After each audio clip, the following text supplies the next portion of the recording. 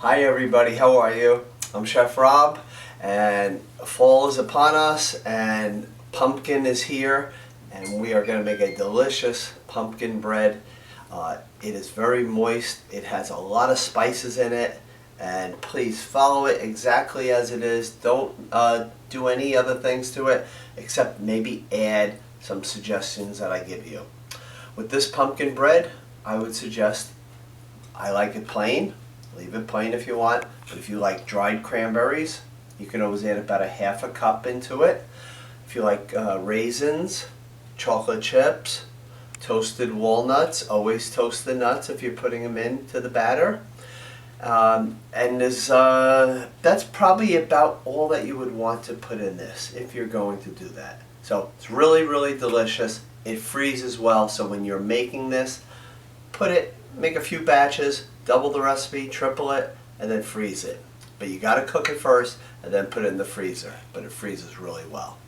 So let's get started. It's very, very simple. We basically go right down the line here, mix everything in, and then you're done. Now, I am doing this for a lot of the libraries, and if you are doing the kits, and I've dropped these off at the library, I want to make sure that you follow me what I am doing. I'm going to put all these ingredients in except for the wet or perishable ingredients. So you're going to want 1 cup of the sugar. It is 1 full cup, so you really do want to fill it. If you put too much, too sweet, you don't need that. Don't take something like this amount because you want to cut back on sugar. If you want to cut back on sugar, cut yourself a smaller piece of this because it won't come out as the way it's supposed to. The sugar gives it its texture and the moisture of it. So 1 full cup, just like that. And then I want a half cup of the vegetable oil. You do need the vegetable oil for this one. Make sure you don't over pour. And sometimes the outside of these containers can get a little slippery, so hold on to this really good. Okay, perfect. I am just going to pour this into the sugar. And now I have 2 eggs. I took these out about an hour ago because I wanted to bring them to room temperature, so this way they incorporate in the batter really well. And here. So what I am going to do is just give this a good whisk. I want to bring all that sugar and oil and egg together. The eggs, the way to tell if they're fresh is put them in some cold water, and if at the bottom they stay nice and put, they are very fresh. If they start coming up a little bit, they're getting a little old, but they're very safe to eat. If they come to the top, you do want to throw them out. Okay, so I am using some of the solid pumpkin. I like the Libby's brand. They do sell other brands out there and it'd probably be just fine. I just happen to buy a lot of these in bulk. So make sure it's the solid, or it'll say the pure on there. Even puree is fine. It's all the same. All that is cooked pumpkin and pureed and put into a can. That is it. Do not use pumpkin pie filling for this because pumpkin pie filling will have a lot of spices in it already. It'll have cinnamon, it'll have nutmeg, ginger, and you don't want that. Okay, you want to start with this. This is nice and solid here. Okay, so I am going to use 1 full cup of the pumpkin. As you see, I got gloves on, so this gets a little messy. And make sure you level it off really well, just like that. If you happen to have a little bit of pumpkin left, but like I said, a lot of times I just make extra loaves. Pumpkin is really, really good for dog skin. Okay, so if you have a dog or you have a neighbor that has a dog, what I've always done is I always throw it in the freezer. And when I see my brother, I would always give him to one of his dogs, and their skin comes out really, really nicely. Okay, time to add some flour into this. Okay, I want 1.5 cups of the all-purpose flour. Make sure this is nice and full, nice and level. And then a half cup.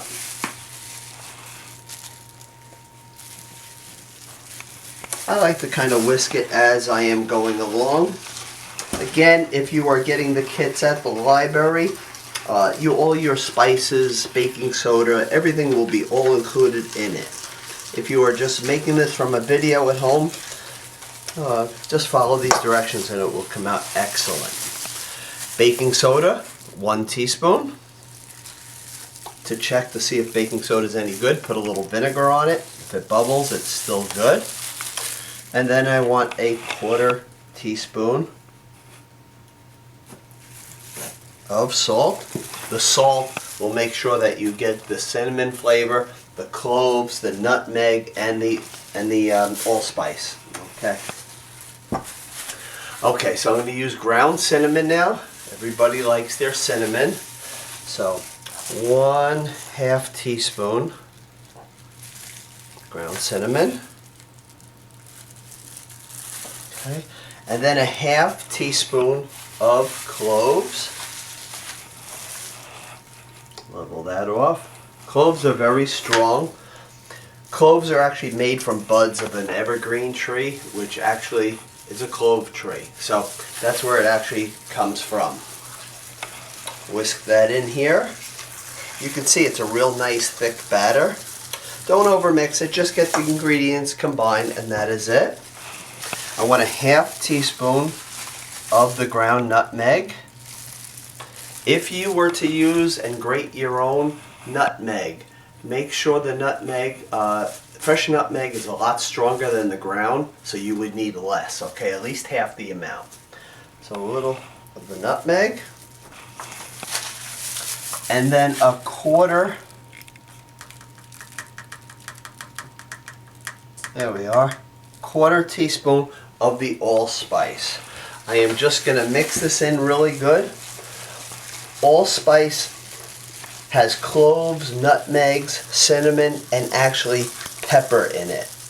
Before being crushed down, it resembles dark brown peppercorns. So that's what it looks like before it does get crushed down.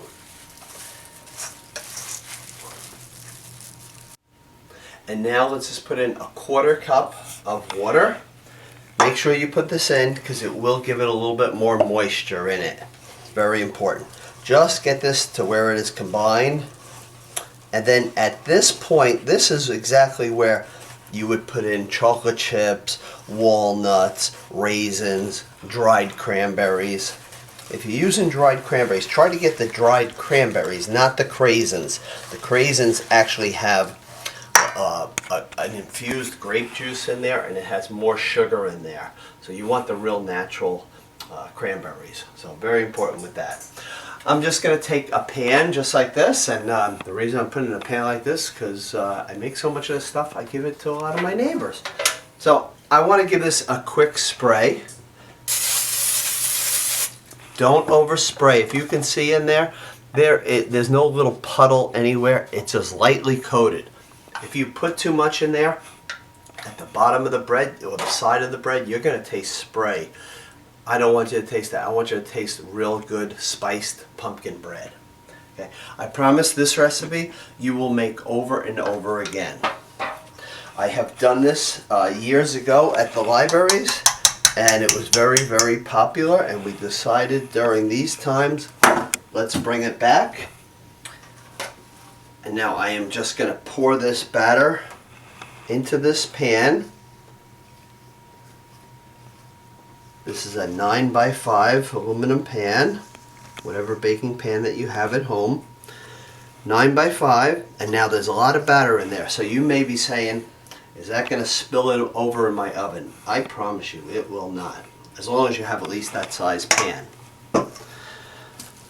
When you put this into the oven, I want you to put it towards the bottom rack, okay?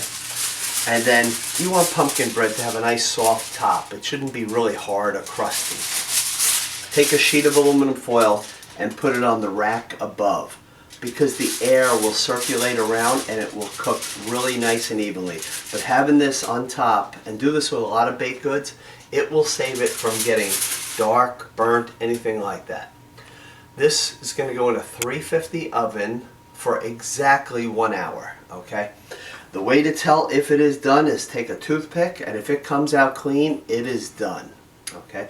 Probably usually the center is the part where you want to put it in. That is the last part, because it's going to get a nice mound to it, but again, it's not going to go over. If you're afraid, and you don't believe me, that it's not going to go over, take a piece of aluminum foil and just put it under this in the oven, and then anything that goes over would catch on here.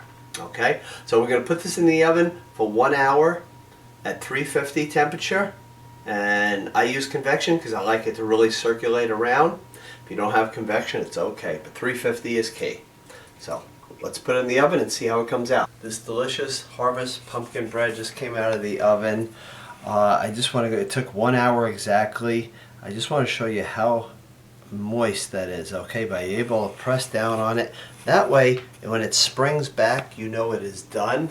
If your finger seems like it could sink in there, okay, a little loose batter, this is where you really want to check it, because the highest part of the bread is where you want to check it. But it is all cooked all the way through. I'm going to slice this so you can see the inside of this. Eat this when it's actually cool. I know we like very warm bread, but when you're eating pumpkin bread and it's hot, you really don't get to taste the spices. So please let it cool. Okay. Look at the inside of this. I'm just gonna lay that right there. It is so moist, so delicious. I'm gonna turn that. So I hope you and your family will make it. September is when we start doing pumpkin, and please, even for like Halloween, fall entertaining, and of course Thanksgiving, always put this on your Thanksgiving table. The people that are at your home, they will absolutely love it.